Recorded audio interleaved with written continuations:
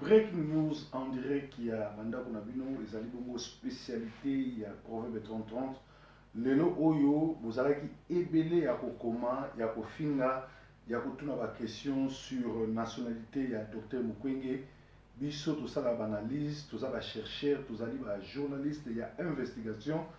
nasina lobango je crois il y a 2 ans passé que Mukwege azala jamais congolais Mukwege à travers rapport na Congo te Mukwege fait partie il y a système ya ba colon c'est un Rwandais oyo azali ko travailler to azali au service des colonialistes et pilleurs du Congo. Voilà pourquoi aza médiatisé même kokutane na ba congolais na diaspora eleki na TV5 même makamona yo surtout madame Colette Breckman mutu azaka sponsorisé na sponsoriste yena sponsorisé rango tout simplement parce que ça système ya ba kolomoni mindele basana ndele soki ba zuyo mutu na bango ba ndiko kumisa ba peso la prix c'est que so teki peuple na lo Mukwege azali mutu na biso te na azali na miseswele awa toyoka miseswele makamba oloba pe tuzo na ba site ya hôpital Panzi ya Dr Mukwege ya Dr Mukwege okomona ezali situé place nango ezali na Bukavu mais siko soki olingi otindela bango matériel matériaux d'équipement ezalaka adresse ezalaka na Rwanda okomona yango na kati ya lettre biso tosalaki mise à demeure epai ya Dr Mukwege ezali wana okotanga yango yo moko okomona. Alors sikoyo Dr Mukwege bulo azosala aza koede bamama mais eza koede te na kote mosusu na loboko moko na loboko mosusu mpo bamama baza koviole mama moko bakokoviole 2, 3, 4 fois donc elingi olobaki bamama ya soigne bango bamama wana bakei mpona bazonga na famille na bango alors bakoviole bango lisusu batindi so epai ya Dr Mukwege yesu asoigne bango Miseswele oui naza na preuve makambo surtout ke Mukwege nanu tata naza Rwandais Mukwege atravara na ba Rwandais et puis atravara na ba Clinton na baloki ya Congo sikoyo olingo confirme nga ke batia ye kuna mpo azwaka lokola bamama na biso bakoma lokola nde balobaka banani biloko ya expérience bakobaye eza boye soki moto baviole mama moko 2, 3, 4 fois wana na comprendre sikoyo ye bakisi wana ezala na cadre ya ndeti bakobaye do bamama na biso akomisa bango bakobaye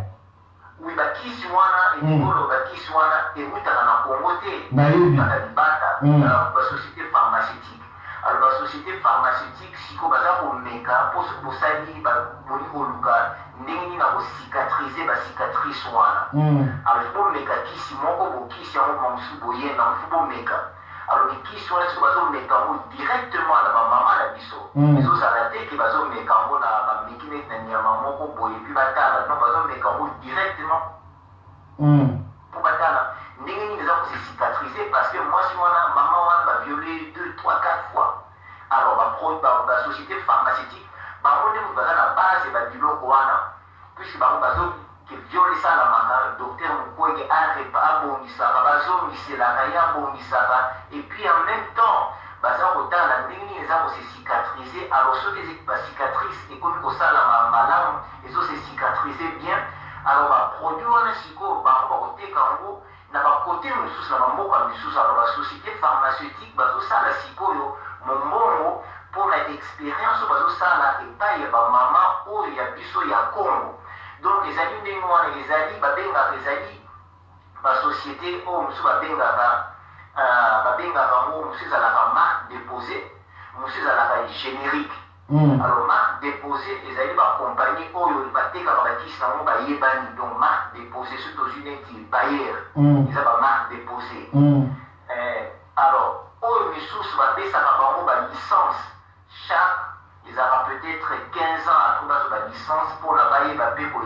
na bakisi na bango basali mpona bameka mpe na baexpérience na bango donc wana bagénérique. Alors esiko na Congo eloko ezosalama wana na kote wana ezali babiloko mibale expérience ya bakisi na bango komeka na nzoto ya bamama na biso et en même temps aussi bato baza koboma ezali mpona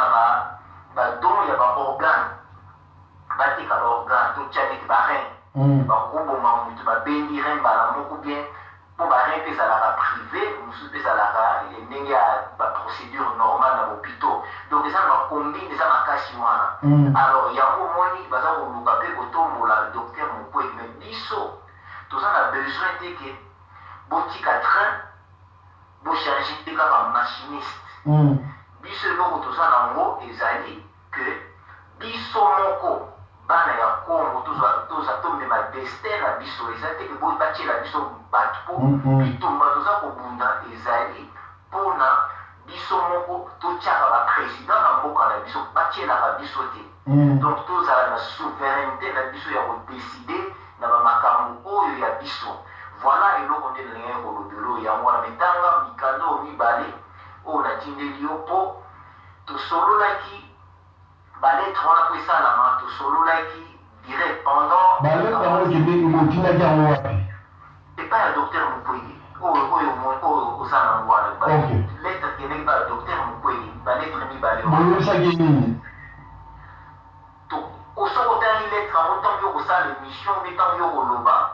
oza deja na kati ya émission soki ongana kotanga part me bato baolanda biso bayeba okomi nini. Non, lettre tokomi ameki déjà ntango akendeki kosala déclaration discours asalaki devant parlement européen oyo alobaki na baeuropéen ke no bokende koexécute accord cadre oyo ezali wana. Or accord cadre ezali mpona kopanza Congo. Alors ye alobaki ke bakende koexécute yango tokomelaki ye est-ce que ye apesa biso oyo ye aza koloba bato wana bakende koexécute oyo ekotaka na parlement ya Congo oyo mpe ezalaki enregistré oyo ezali inscrit na journal ya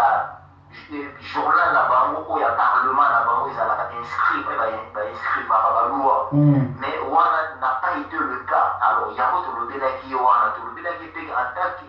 tant qu'intellectuel soki olingi korekomande bato eloko yo moko ifozwa déjà na connaissance eloko wana. Alors yango mpo badémarche biso tosali yango siko opesisa biso oyo ozoloba accord cadre oyo olobaki na bango baexécute oyo oza nango euti na parlement ya Congo oyo ekomaki loi depuis wana ti lelo areponda biso te naye korépondre biso na eloko mosusu naza na mokanda yango ya komelaki biso mais avant wana nasololaki na secrétaire na ye mpo tokomeli lettre wana tosololaka nao na secrétaire na ye nde toyi koyeba adresse na bango ezalaka na Rwanda. Donc wana secrétaire ane moto apesaka biso yango pendant 45 minutes jour ya liboso apesaka te na 45 minutes wana nde mbala ya mibale nde ntango naye koloba tozotinda baéquipement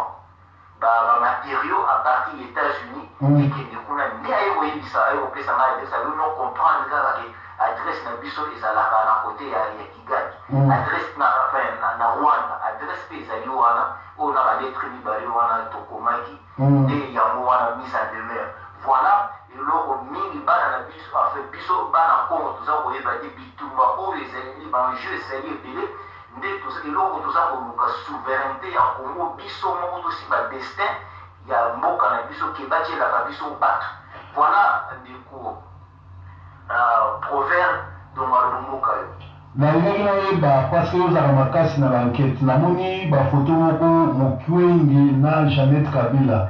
Mukwege na nani Louis Michel Mukwege na couple ya banani ba Clinton yo topiblie yango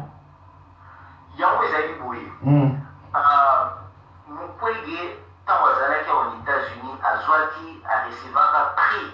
ya fondation Clinton yango omonisa na bafoto na Hillary Clinton biso bapesaka ye prix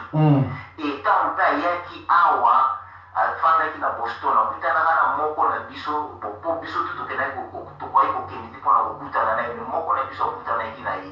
basololi aye kopesa biso bamaloba ndenge ezalaki Clinton ntango azosolola na ye Bill Clinton akoloba ndenge il faut po batuti fo kozala na bango fo batuti bazala bisika na Congo bokoki kobimisa bango te fo bazala bisika na Congo donc oyo tu bokosala fo batuti bazala wana na kati wana ezalaki maloba ya ye Dr Mukwege azalaki koloba oyo Bill Clinton alobelaka akutanaki na Bill Clinton akutanaki na John Kerry akutanaki na mwa bato toloba baloki ya Congo donc prix oyo bazwaki prix en ye na Kagame bazwaki prix ya fondation Clinton bango mibale bazwaki bapesaki bango baprix wana ezalaki awa na États-Unis voilà donc ndeko proverbe maloba mboka yo lero ekomelaki Mukwege balettre wana réaction ezalaki nini non azongisa lettre te azongisa réponse te aya kokomela biso dernièrement eleki soki ba 4 mois aye kokoma mais akomi te na propos ya babiloko oyo tolobelaki ye akomi neti atie biso tozali tozofaire partie ya hôpital Panzi comme quoi tofournisaka baéquipement na hôpital Panzi wana ezalaki na conversation tozwaki na secrétaire na ye puisque nga nazwaki nga na telefonaki mais tozalaki na ligne na ligne tozalaki ngai noko ngele na secrétaire na ye puisqu'il fallait que tozala 2 personnes mpona to soki nga nabimisi yango ngai moko nakozala peut-être bakola ndenge nini bapreuve ezali te bapreuve mpe ya nini wana na enregistre yango bamakambo tu wana naza na enregistrement nango une fois nakoluka ngo nde natindeli yo donc tosololaki na secrétaire na ye pendant 45 minutes 2 fois voilà donc akokai kopesa biso nini ya korépondre biso na makambo oyo tokomelaki te na répondre na ndenge mosusu na ndenge ke ya nini ya l'équipement mais oyo biso tokomelaki ye na mikanda mibale ezali wana areponda nango te sikoyo badéclaration outi kosala na Paris asali conférence bakongole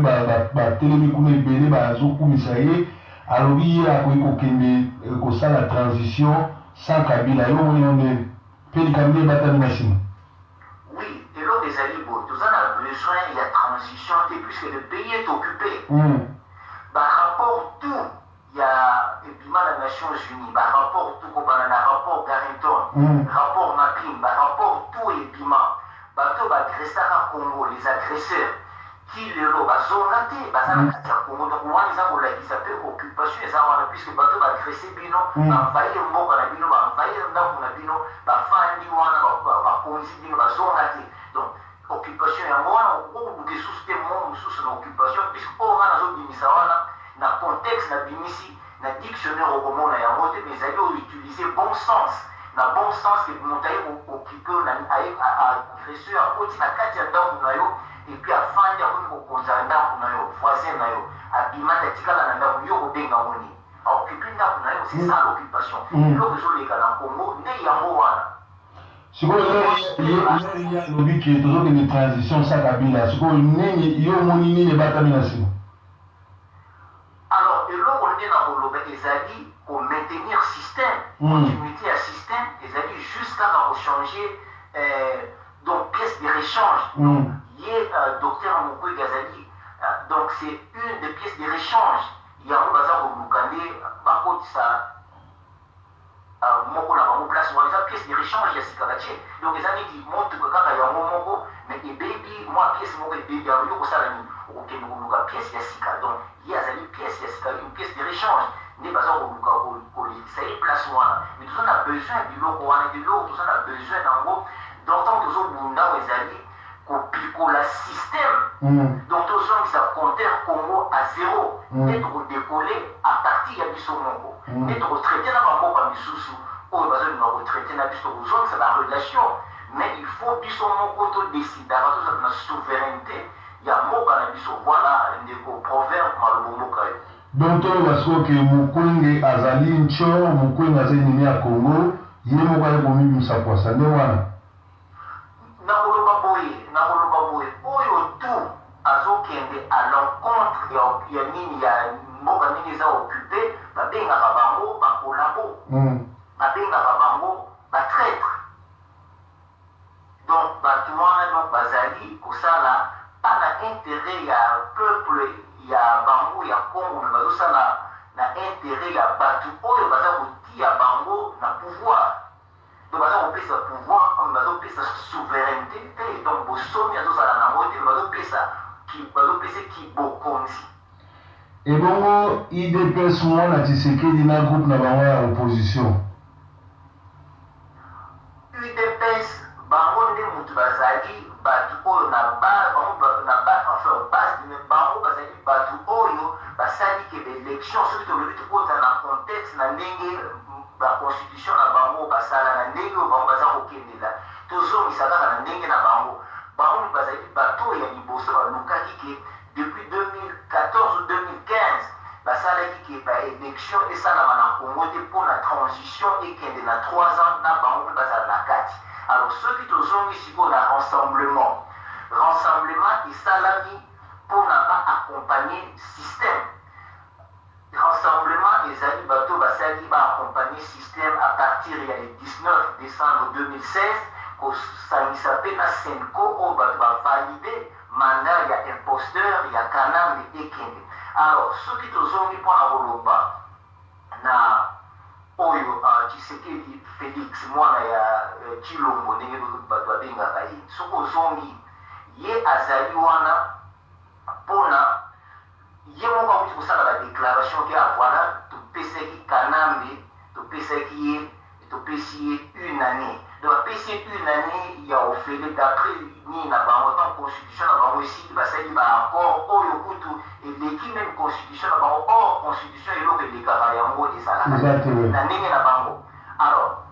soki totali azali co-génocidaire ntango bopesi moto wana oyo azoboma bato na Congo oyo asali occupation na Congo. Alors bango baza komaintenir occupation, ça veut dire que bazali ba co-génocidaire, donc baza koparticiper na génocide oyo ezosalama na Congo mpe kocouvrir yango. Alors yango babiloko wana ezalaka imprescriptible nde ekosila te ti ntango tokoloba tozwi destin ya Congo na maboko bato to wana bacouvrir génocide nde ni na bango sort na bango ekosalama. Voilà ndeko proverbe nazongisi malobomboka yo. Question suka Andeko Bouchi Kolanda, vous remarquez bien que Dr Mukwege n'a jamais été un héros pour les femmes, mais il fait partie du système de ceux qui font du mal au Congo. Voilà pourquoi Bomona Kabila atindaka basoda ba bomaye parce que ayeba ki rôle nini yazo jouer na groupe na bango po ayeba ki azali bongo un dangereux oyo lobby bien une pièce d'échange au lobby avec ko succéder na ye. Bouchi Kolanda que Dr Mukwege c'est un docteur rwandais au service des colonialistes pilleurs du Congo. Voilà pourquoi Bamindele bazo médiatiser makamune nyonso pe lisusu Bouchi Kolanda que ba journaliste nyonso oyo balobi baza ba journaliste opposition balekaka na TV bayaka na Paris bazongaka bazali bato oyo bafuta makana ba rwandais pour ba jouer rôle wana soki ezaki bongo te Frank Diongo aza wapi Diomi Ndongala aza wapi pona ni Diomi Ndongala na Frank Diongo baza na boloko bango bakanga bango te malgré ba makamnyo surtout bazo ba pona pouvoir, c'est-à-dire pouvoir ebimisa opposition lokuta ba journaliste lokuta bazo tindika bango na TV balo ba makambo wana po population sepela na bango me bazo lalisa biso bino mo bumonaki masolo ndenge ya lido bato wana surtout bazali bongo ba journaliste yo opposition te me baza ba traite baliaka mbongo a PPRD pour balalisa peuple pongi. Boye biso pourquoi Frank Diongo na Diomi Ndongala bazali na boloko et bango bazalaka inquiété te. Or boye bien que Kabila mutu nyonso atakaka pouvoir na ye akangaka ye me ba jeune wana balekaka na TV mikolo nyonso dainga na subilo na bango te parce que ba émission na bango eza sans impact. Bozo continuer ko critiquer, bozo continuer ko loba Kabila reste au pouvoir, azoboma azo massacrer, donc bino bozo sala jeu théâtre rôle ba pesi bino. Histoire ya Congo Lumumba Lobaki doit être écrit par des Congolais. Bisomo ba Congolais to telema et kamusinga banda match nil ya Léopard na Tunisie ba Congolais ba komi lokola ba anglais ba somi ba calculatrice ba komi kusala ba calcul soki Tunisie na Guinée ba sali match nil ou a Tunisie a poli soki Congo a gagné est-ce que toko ko kene ndenge biso awa na Angleterre alaka soki équipe nationale ekei to sombaka ba calculatrice pour notala England ba chance nango pe lisusu bozomona nga nazo ba na sima kuna eza na drapeau congolais mais bino drapeau bokendaka nango même na stade même wapi ba opposant est-ce que ça drapeau congolais drapeau to soit indépendance yango drapeau bozo salela lelo eza drapeau occupation ya barwandais. Donc barwandais basomba opposition mpe basengi na raso mpe batika biso sikoyo tosengi na raso batika kosala bathéâtre na badiscours parce que toyebi ke bazali koaccompagne barwandais, c'est-à-dire Kabila, mpe toyebi ete ntango tokokanga Kabila bango baza bako-génocidaire bazosala couverture ya bagénocidaire tokojaka bango mokolo état de droit ekokota. Alors toyebisaka bino ke tozalaka infiltré bamisusu bakomona yango ke ezali tribaliste, bamisusu bakomona yango ke tozala bajaloux bozwila yango nde bozozwila me mosala ezosalama, c'est-à-dire tozokola bomoni bapreuve bino nyonso bomoni ke hôpital ya Panzo adresse nango napesi bino bomoni ndenge docteur Mukwege aza médiatisé ntina TV5 parce que mindele basalaka ndenge wana ndenge basalaki na Nelson Mandela mpo babotola Afrique du Sud ndenge basali mpe na docteur Mukwege. Congolais totelema les regrets tobenga na système mobimba ya Kabila parce que ngonga esi ekoki ngonga ngo bacongolais totelema. Alors sikoyo etikali totala est-ce que Sidika Ndokolo azali na biso to aza pe na groupe wana bobanga na bino te mikolo koya tokoyeba soki Sidika aza na biso to a rejoindre bango parce que ba Moïse Katumbi bato wana nyonso tout ba rassemblement bazali ko accompagner occupation na Congo parce que na ngonga oyo si le pays est occupé ba parti politique ezaka dessus ba militaire bakotaka na zamba bakomi na oyo babengaka résistance. Ye moko ngwanda oyo alobaki aza mokolo résistant abambata libanga te akaboli communauté parce que ye mpe aliaka mbongo tokojijaka bango ezalaki bongo Sentinelle TV na kati ya explication sur bapreuve ke docteur Mukwege azali bongo agent au service des colonisateurs pilleurs du Congo azali la bienvenue mawana yo mutu ozolanda ye mawana yo mutu ozokenda baconférence na ye mawana yo mutu ozokwala na ye. Breaking news Yesu Nkolo.